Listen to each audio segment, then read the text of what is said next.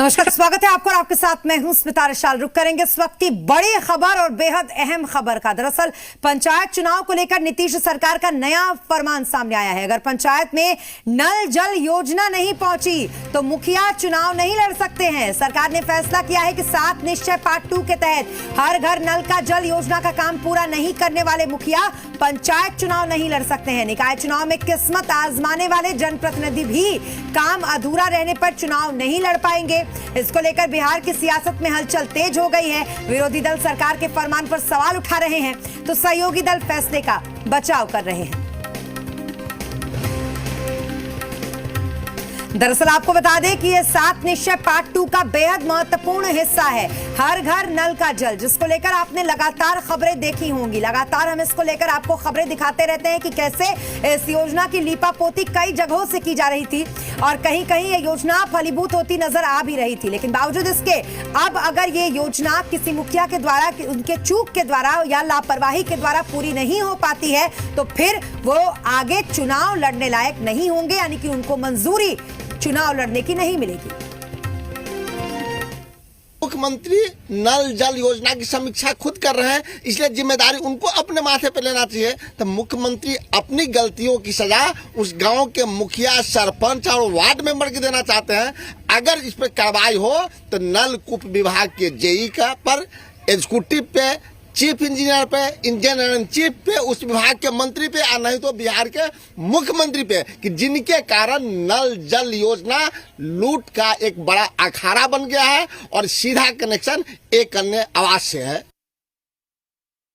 अगर 7 निश्चय पार्ट 1 के तहत हर घर नल जल योजना के तहत अगर हर जगह पानी नहीं पहुंचा है तो मुझे लगता है ये मुखिया की जिम्मेदारी है। अगर मुखिया ने नहीं काम किया है तो मुखिया को जो चुनाव लड़ने का कोई अधिकार नहीं है और यह काम कराने का सबसे बेहतर तरीका है। और माननीय नीतीश कुमार जी जानते हैं कि हर योजनाओं को किस तरह जो है सो अच्छी तरह इंप्लीमेंट करवाया जाए अपने प्रदेश में। जो मुख्यमंत्री जी ने फैसला लिया है ये बहुत अच्छा कदम है और इससे एक एग्जाम्पल सेट होगा और जो मुखिया या जो भी वार्ड पार्षद, जो जनप्रतिनिधि हैं, उनके लिए एक जिम्मेदारी तय होगी और आगे के लिए भी ये ये उदाहरण होगा ताकि जो भी जनप्रतिनिधि हों पंचायतों के वो इस पर काम करें और सभी मिलजुल कर काम करें। जनता के बीच से वो चुने जाते हैं तो जनता के लिए होते हैं, इसका ख्याल सभी जनप्रतिनिधि को रखना चाहिए। मुख्यमंत्री जी ने जो बिहार के विकास के लिए एक सपना देखा है उसे जमीनी धरातल पर पूरा करना हर व्यक्ति का, प्रशासनिक पदाधिकारी का कर्तव्य है और जनप्रतिनिधि का भी कर्तव्य है। अगर कहीं भी नल जल योजना के पूर्णतः सुचारू रूप से योजना के कार्यान्वयन में अगर कहीं भी कोताही बरती गई है तो जनप्रतिनिधियों पर निश्चित तौर पर अंकुश लगना चाहिए। नीतीश जी के द्वारा जो फरमान जारी किया जा रहा है कि उनका रिपोर्ट कार्ड देखा जाएगा कि उन्होंने नल योजना को पंचायत तक पहुंचाया है कि नहीं। तो नीतीश जी, आप 15 साल से ज्यादा से मुख्यमंत्री के पद पे आसीन हैं। पहले तो आपको रिपोर्ट कार्ड देना पड़ेगा कि आपने क्या किया है 15 साल में। आप अपने लिए, अपने विधायकों के लिए और अपने जनप्रतिनिधि के लिए आप कानून बनाइए, उनका रिपोर्ट कार्ड देखिए, फिर उसके बाद आप पंचायत की बात करेंगे। जी हां, तो नल जल योजना नहीं तो मुखिया का पद नहीं, ये फरमान एक तरीके से आप कह लीजिए जारी किया है नीतीश सरकार ने और 7 निश्चय पार्ट 2 को हर हाल में पूरा करने की कहीं ना कहीं कवायद।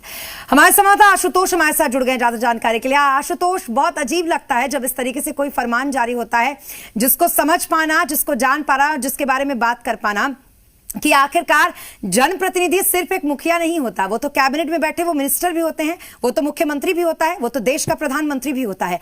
ऐसे में कैसे सुनिश्चित किया जाएगा कि वो इलेक्शन लड़े या ना लड़े?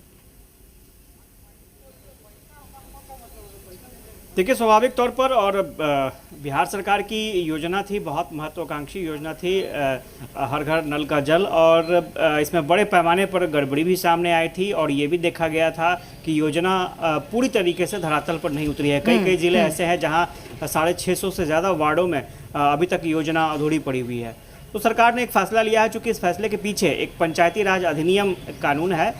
उस कानून में साफ तौर पर प्रावधान है कि अगर जनप्रतिनिधि अपने दायित्वों का निर्वहन नहीं करते हैं, अगर भ्रष्टाचार में पाए जाते हैं, तो उन्हें पद से हटाया जा सकता है जी। और इतना ही नहीं, और अब उस अधिनियम का इस्तेमाल इस रूप में किया जा रहा है कि अगर जनप्रतिनिधि अपने योजनाओं को पूरा नहीं करते हैं तो उन्हें योग्य नहीं माना जाएगा। तो ऐसे में योग्यता को आधार बनाकर उन्हें चुनाव से दूर किया जाएगा। तो स्वाभाविक तौर पर ये फैसला फिलहाल तो अभी पंचायती राज व्यवस्था में है, लेकिन अगर ये फैसला अगर दूसरे जगहों में राज्य स्तर पर या केंद्रीय स्तर पर ये ऐसे नियम लागू होते हैं तो वो और भी बेहतर सकारात्मक परिणाम देते। लेकिन फिलहाल देखना दिलचस्प होगा कि जो सरकार की तरफ से जो फैसला लिया जा रहा है उसका कितना असर दिखेगा।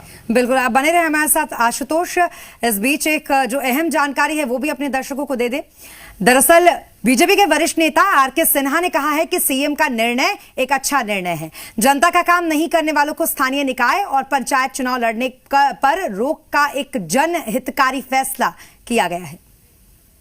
घर घर नल जल पहुंचाने में सफल नहीं हो पाए हैं, उनको चुनाव लड़ाने पे रोक लगा दी जाएगी। यह एक अच्छा निर्णय है, क्योंकि जनप्रतिनिधियों का काम सिर्फ नेतागिरी करना और बातें बनाना ही नहीं होना चाहिए।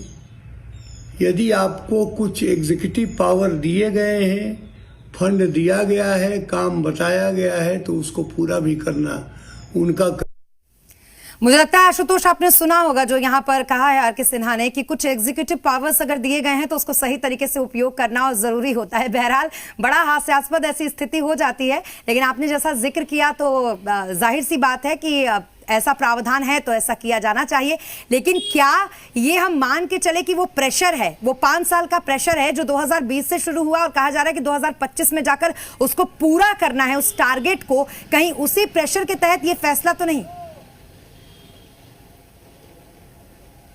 नहीं, ये टारगेट तो 2020 में ही पूरा हो जाना था, लेकिन किन्हीं कारणों वो टारगेट पूरा नहीं हो पाया है और ये भी कहा जा रहा है कि लॉकडाउन की वजह से भी काफ़ी परेशानी हुई।